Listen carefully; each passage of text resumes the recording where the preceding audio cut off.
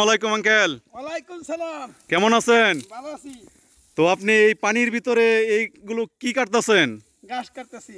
তো এই ঘাস কাটতেছেন, আমরা তো জানি উঁচু জমিতে ঘাস হয়, তো এই নিচু জমিতে পানির ভিতরে এইগুলো কি ঘাস? এটা হলো পানির ঘাস। পানির ঘাস অর্থাৎ আসসালামু আলাইকুম, খানবাড়ি এগ্রো ইউটিউব চ্যানেলের পক্ষ থেকে আপনাদেরকে জানাই আন্তরিক শুভেচ্ছা ও অভিনন্দন।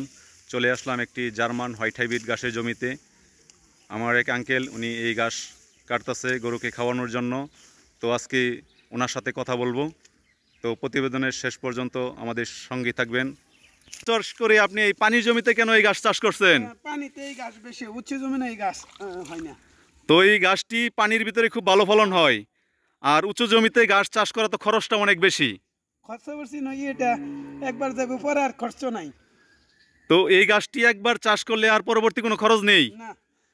সুপ্রিয় দর্শক, আপনারা শুনতে পাচ্ছেন যে এই পানির জমিতে এই ঘাসটি একবার চাষ করলে পরবর্তীতে আর কোনো খরচ নেই। আসলে পরবর্তীতে এই ঘাসটির কোনো খরচ নেই, কারণটা কি? কারণটা কি, এই ঘাস একবার রুলে ধরুন আছে, ময়লা আছে, এই ময়লাতে আবর্জনা আছে, সার আছে, এই ঘাস হয়ে যা, সার দিন লাগে না। দর্শক, আসলে উনি যেই কথাটি বলল এটি চিরন্ত সত্য, যে পানির জমিতে আমরা জেনে থাকি যেই সমস্ত জলাশয় জমিগুলো আছে, এই জলাশয় জমিগুলোতে কিন্তু আপনার প্রচুর পরিমাণ পানিতে খাবার থাকে। কারণ উঁচু জমির যত ময়লা আবর্জনা আছে বৃষ্টির পানিতে ধুয়ে এগুলো কিন্তু জলাশয় জমিতে নামে। সেই জন্যেই জলাশয় জমিতে সারের কোনো অভাব নেই। তাই এই ঘাস চাষ করলে আর এখানে কোনো এক্সট্রা সার দেওয়া লাগে না। সেই জন্যেই একবার চাষ করলে এটা বিনা পয়সায় আপনার সবসময় এই ঘাসের ফলন পাওয়া যায়। তো এই ঘাসটি গরু কি পরিমাণ খায়? খুব এই ঘাসটি খুব ভালো খায় না? পুষ্টিকর আছে।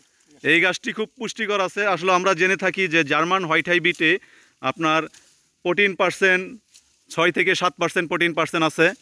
তো আপনারা চাইলে এই গাছটি চাষ করতে পারেন। এটি জার্মান হোয়াইট হাইব্রিড একটি গাছ।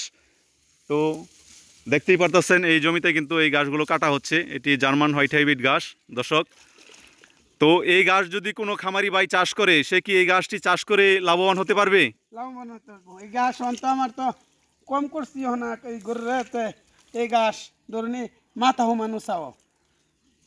জি, আমরাও এই গাছটি সম্পর্কে জানি যে এই গাছটি মোটামুটি 10 থেকে 15 ফিট পর্যন্ত উঁচু হয়ে থাকে। তো আপনার উঁচু জমিতে কেন ঘাস চাষ করেন না?